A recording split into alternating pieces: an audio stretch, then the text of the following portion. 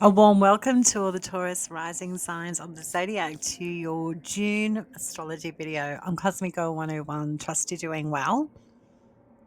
So, this month we see the beginning of the summer solstice in the northern hemisphere and the winter solstice in the southern hemisphere. So, a change of season. Solstices and equinoxes is when we have those pivotal parts of our annual cycle, or we're bringing in something new and fresh. And the halfway point of the annual year, like June, we think, oh God, how are our New Year's resolutions going?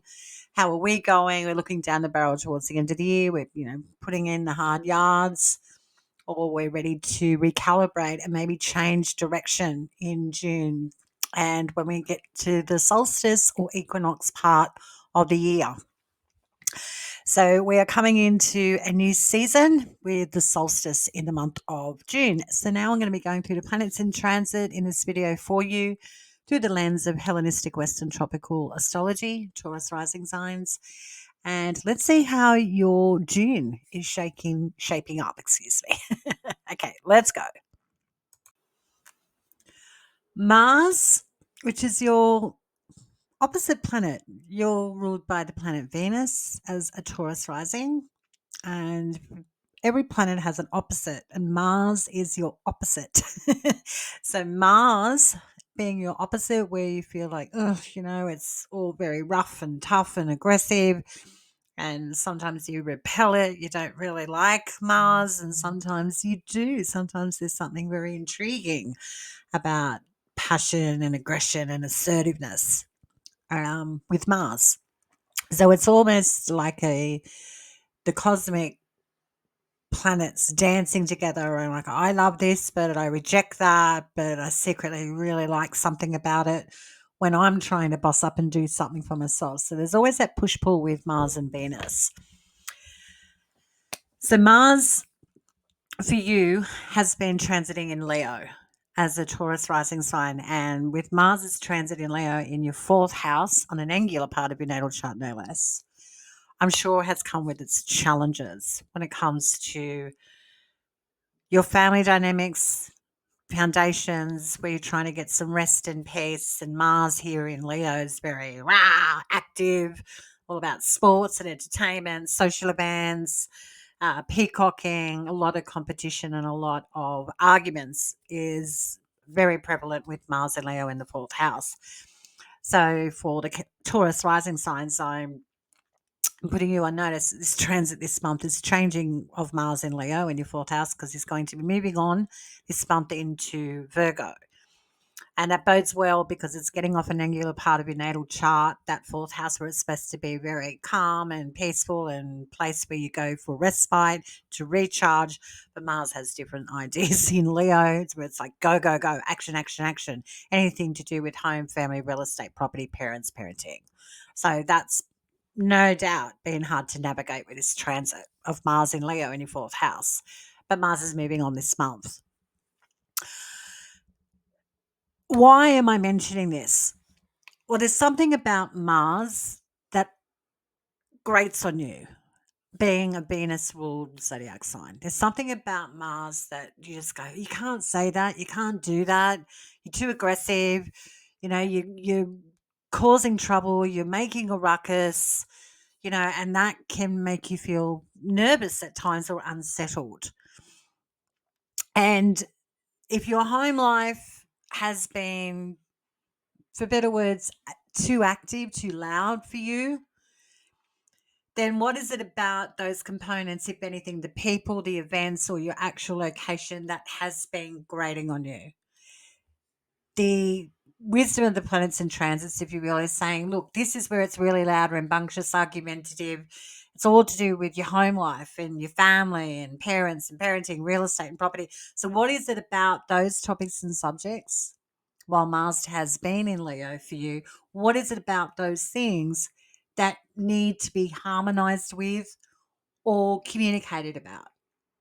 What do you need to give a green pass to, if you will, that aggressive nature that others have or you have?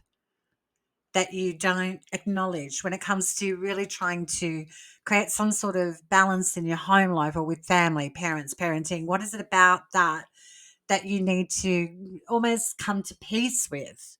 That there, all is not always going to be amazing, rosy, and settled. With this transit is something you may have been experiencing or trying to understand. You've got your race to run, but there's always other dynamics going on around you at any given moment that can throw a spanner in the works. And usually when you go, oh, I just want everything to be nice in the home, with my family, with my parents, or me being a parent, real estate, property, I want everything to be nice. But Mars has different ideas where it's just like, oh, it just seems so competitive. It's just hard to get something settled or something to be calm. So what is it about that you've been working through? And how do you not tame that beast, but acknowledge it, understand it? And with that acknowledgement and understanding of things aren't always rosy, if you will, because Mars isn't here to play nice and be absolutely rosy all of the time. Mars's job in the astrology system, if you will, is to show a side of aggressiveness and taking action and being argumentative and different and creating conflict for a reason, because we always need an opposite to work from, and that reflection back to us, Taurus rising sign, is that person has, or that event or that happening that's been going on in your fourth house of Leo is showing you something of a different nature. It's not something you have to agree with, like, or enjoy, but there's something about it that you might actually enjoy internally and go, oh, yeah, I really like pursuing my heart's desire when it comes to real estate or my home, or I like to see that there's arguments in the family, or I'm having a different opinion with the parent, for example, or how I parent myself. I'm starting to see the necessary part of an opposition and how that plays out and how it works in dynamics, especially when it comes to rest and peace at the end of the day in my home life.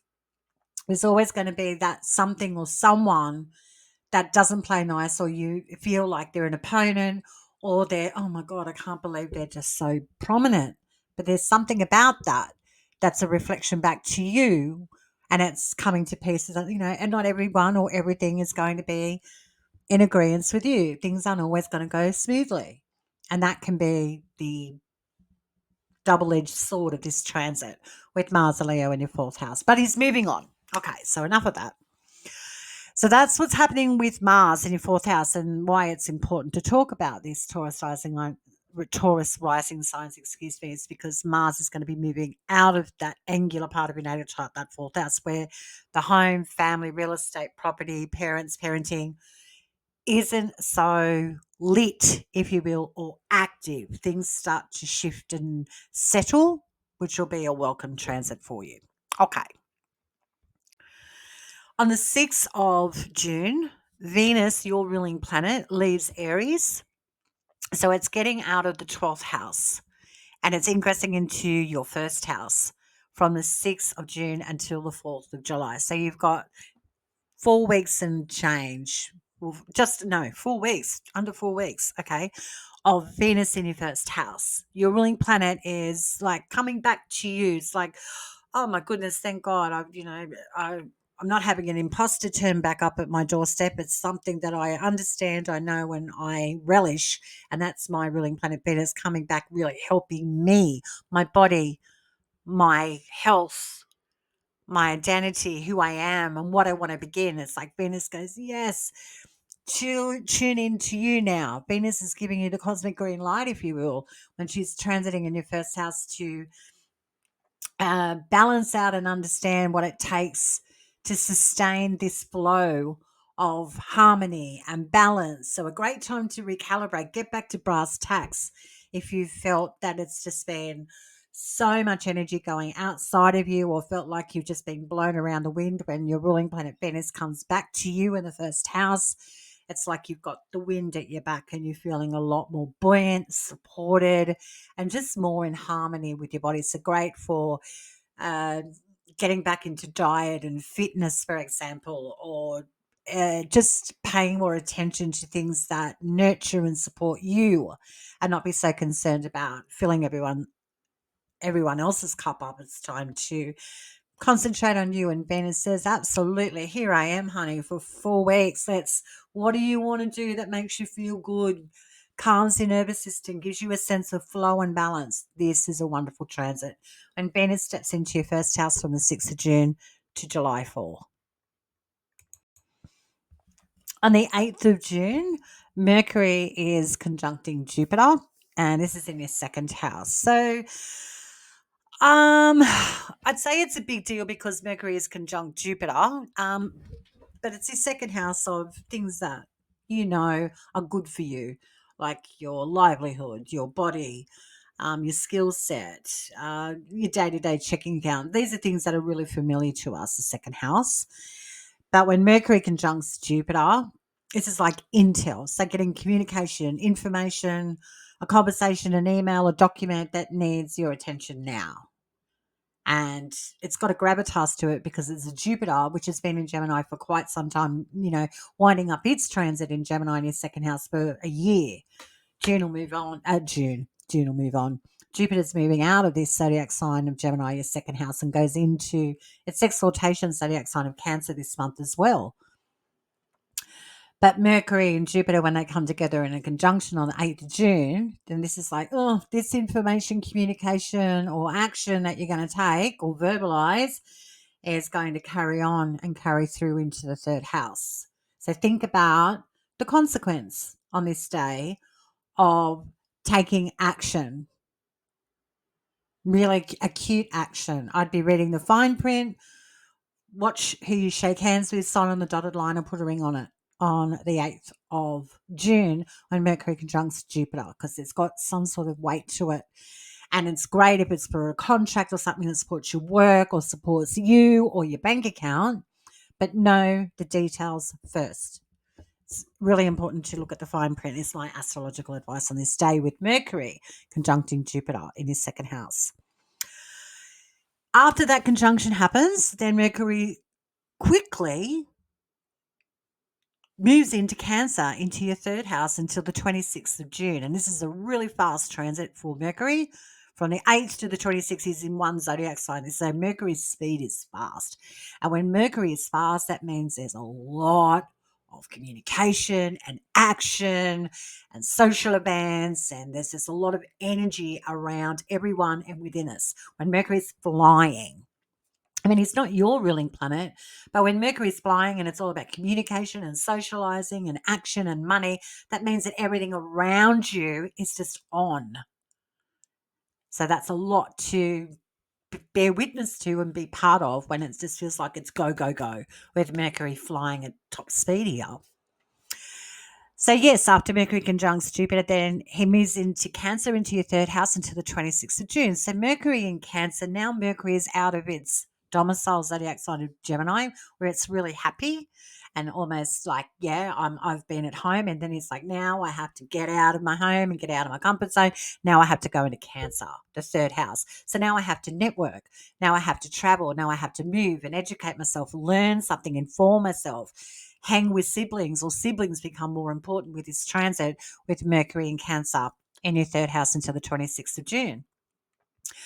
So it is a water zodiac sign, Cancer. So we're talking about feelings and emotions and heart's desire. And whether it's to do with siblings, travel, and education, then this is about where's your heart at and where do you put your energy on the day to day? What's that investment? How does it work out for you? Does it work well for you? Does it feel like you're in the right place? How are your siblings going, if you have any at all? How are they tracking? They may be quite lit, if you will, at this time with this transit. And the fact that this house, the third house, is about travel and education, and Mercury in Cancer, then this is about traveling and educating yourself that feel organic to you. They feel right. So again, if you had to start moving out into the world, market yourself, educate yourself, travel somewhere, then if anything, don't overlook the significance of moving and shaking in the world, but how does it actually make you feel? Does it feel supportive and nurturing and loving before you start throwing yourself out there and go, I've just got to do this? The heart's got to come into this as well with this transit of Mercury in Cancer in your third house until the 26th of June.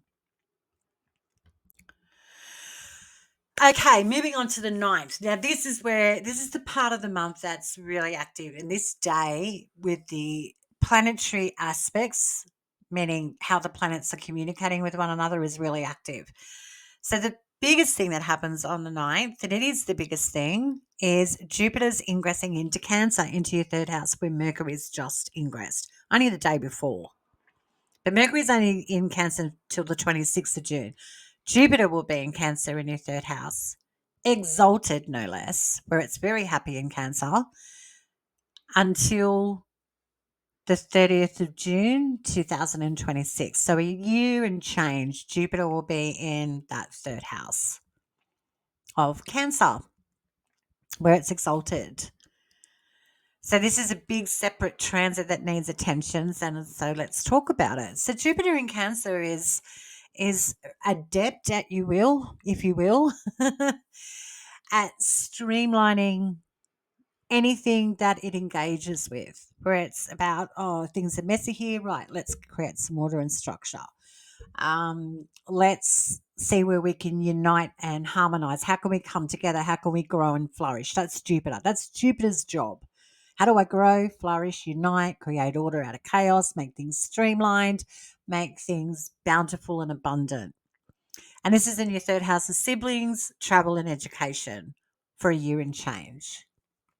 So siblings could be going through big transformations themselves if you have siblings. Travel and education becomes auspicious. And why is that auspicious?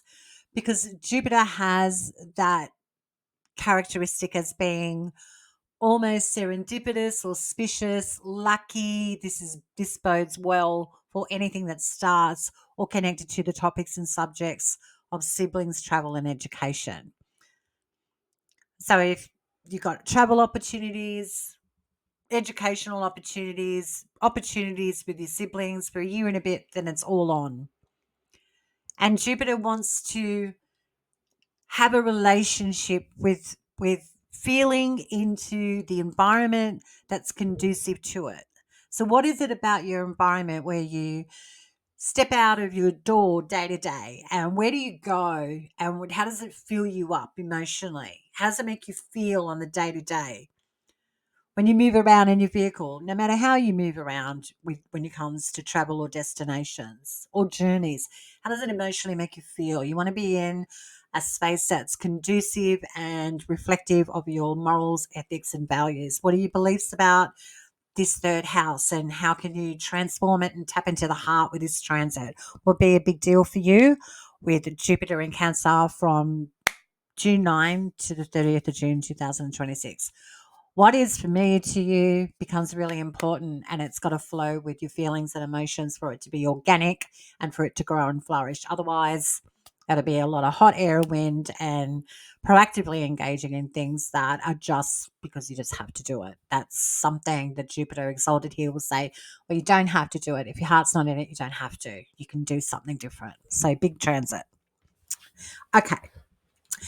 Then on the 9th, of course, we have other aspects. So that's a separate one, if you will. Jupiter staying put here in your third house for a year and change. But the 9th, we have retrograde Pluto in Aquarius in your 10th house, squaring off with your ruling planet Venus in Taurus in your first house. So Jupiter's making an arrival into your third house of feeling up where you can expand and grow, and how it is really filling your cup up with activity, and you're feeling your way into it. But when retrograde Pluto squares off with your ruling planet, then this can be an unseen change with your career and your well laid plans regarding your role in a workplace. So this day with the 9th, which is a big day, when retrograde Pluto squares your ruling planet Venus, it's like, oh, you could have a superior knock on your door or really lay down the anvil or demand something here that makes you feel uncomfortable or irritated. So watch for that.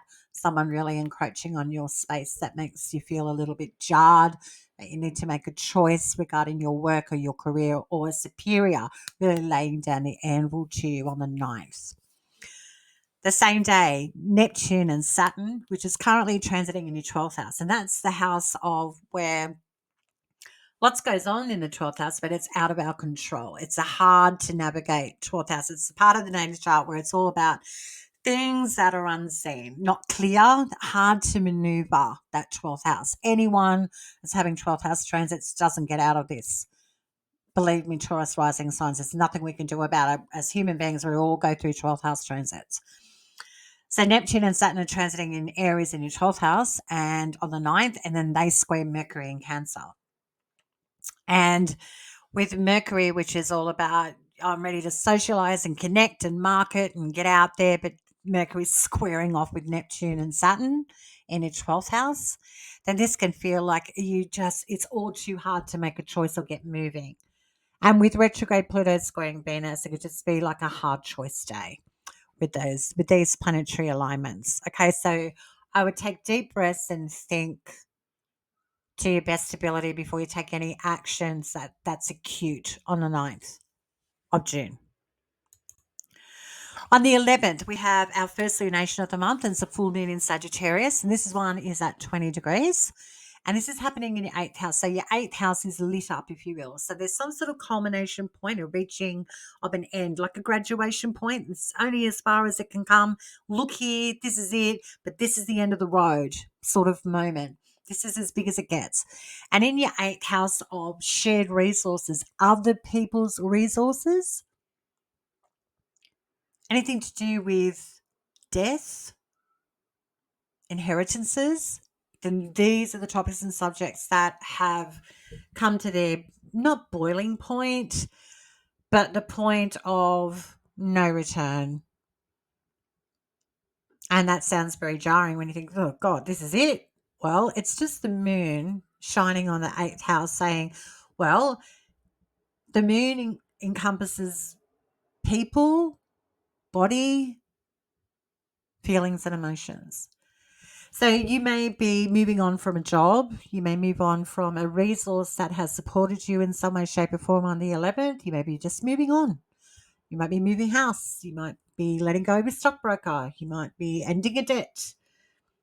There could be potentially a death around you. Could be any sort of death. Could be a metaphorical death. Could be a physical death. But when you have a death, that means it's the transformation happening in your 8th house of shared resource, whereas it's an understanding, if you will, that something's come to its natural end and now there's time for newness, but we're all up in the fields at the time of it on the 11th of June with the full moon in Sagittarius. Now, the ruler of the full moon is Jupiter.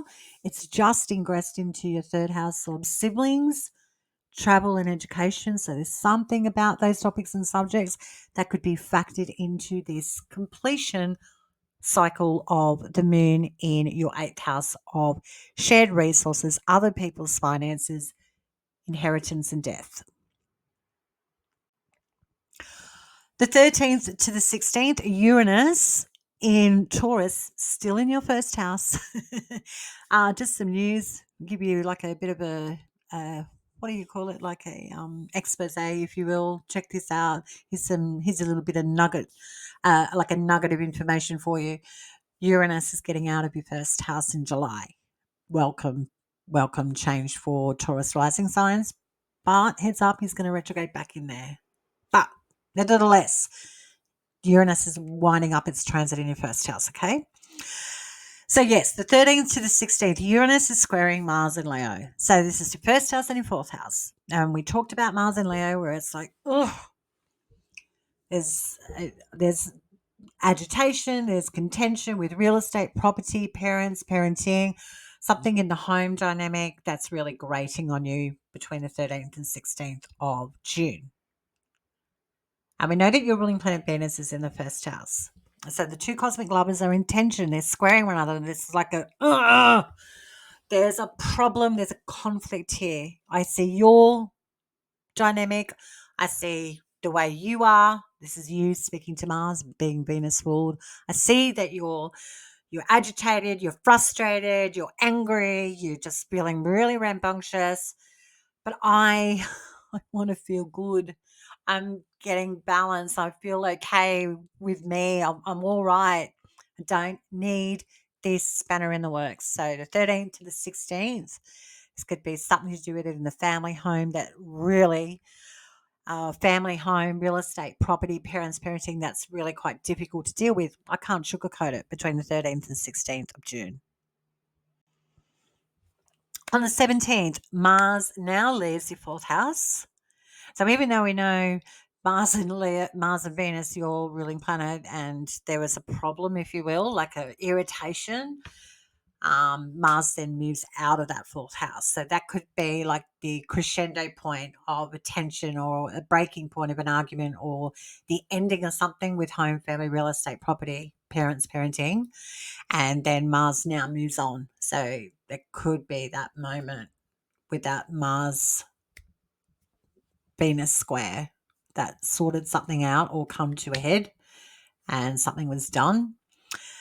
And now Mars moves on into the fifth house. And that's on the 17th of June until the 6th of August.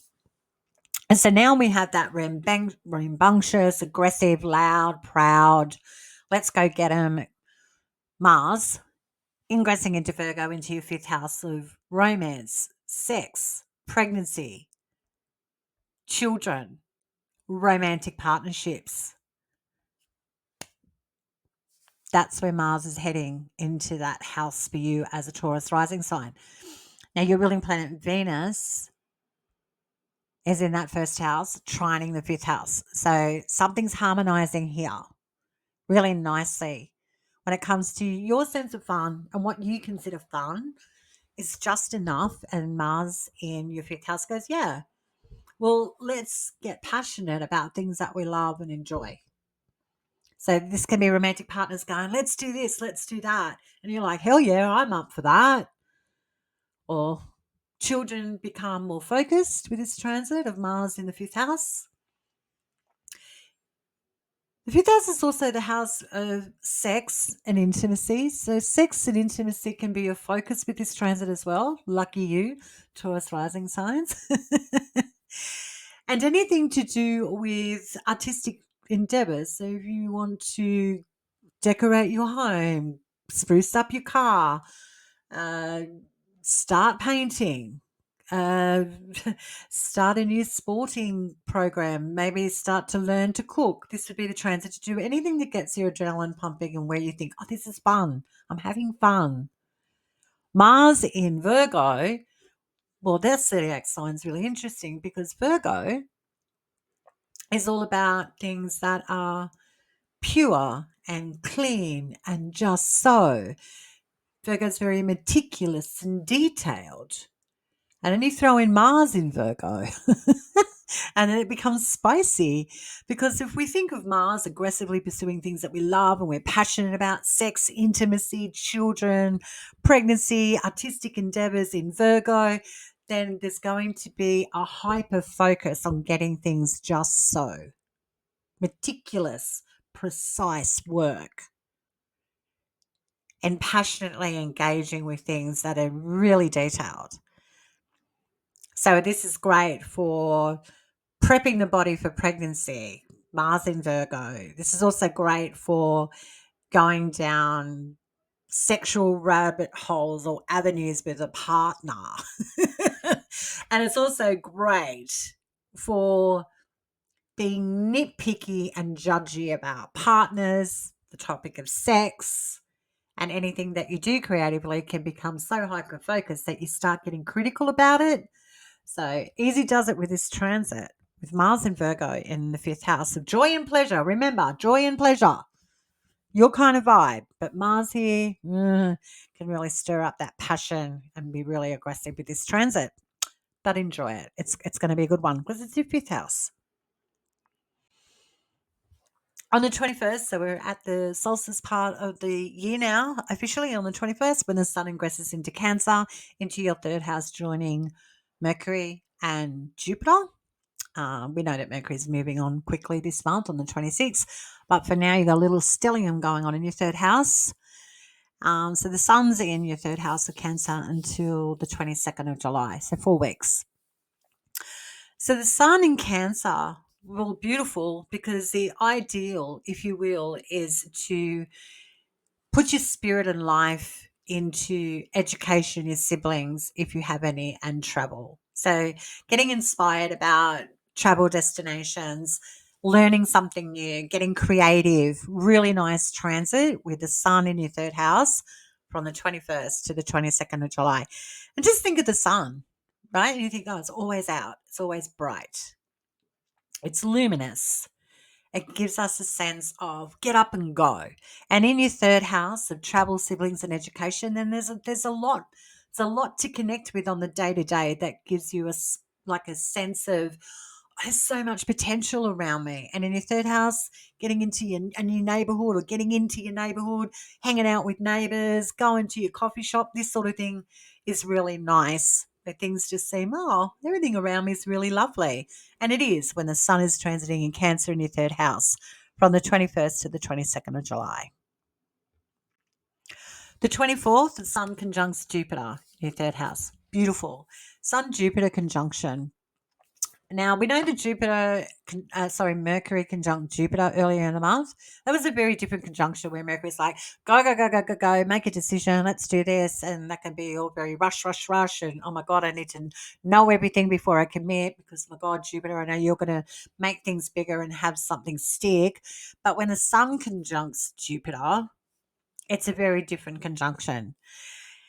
And with the sun in your environment, looks auspicious and like a benefit is around you in your environment. Could be a sibling, could be a travel opportunity or an educational opportunity that just lands in your lap on the 24th. You find the most amazing hairdresser. You find the most amazing secondhand car that you've been looking for forever. It's that sort of day where it's all about serendipity and everything just seems like everything's coming up roses on the 24th of June. You're not the only one having this great day, Taurus rising signs. You may get some very good news coming from siblings, travel, education, or something in your environment. The 25th, we have a new moon in Cancer, and this one's at 4 degrees in your third house. And the moon's in its own zodiac sign in Cancer. We had that very tough moon earlier in the month where it was a massive completion. But when you have a new moon in Cancer in your third house, there's a brand new start for a sibling, travel, or educational opportunity. Something in your environment is ripe for the taking, and it's an emotional new journey that you're happy to connect with and engage with on the 25th of June. Lovely, lovely new moon. The 26th, Mercury leaves Cancer, your third house. So it's only the Sun and Jupiter there now until the end of the month. And then Mercury now moves into Leo, into your fourth house until the 2nd of September. So we know that Mars was transiting in your fourth house for quite some time. And Mars has now left. So Mars is basically bulldozed your home, family, real estate, property, parents, parenting. There's just been something that's changed completely in your fourth house with Mars in Leo. And now here comes Mercury behind the Mercury is now looking at what's left, if you will, with home, family, real estate, property, parents, and parenting. What Mars is saying, Mercury's like, what's here now that I can sink my teeth into? Because Mercury is about commerce, money. Mercury is about socializing. Mercury is about intellectual pursuits, likes research, likes data, likes analytics. Mercury is very active when our minds are very active with Mercury transits. And we know Mercury is moving really, really fast.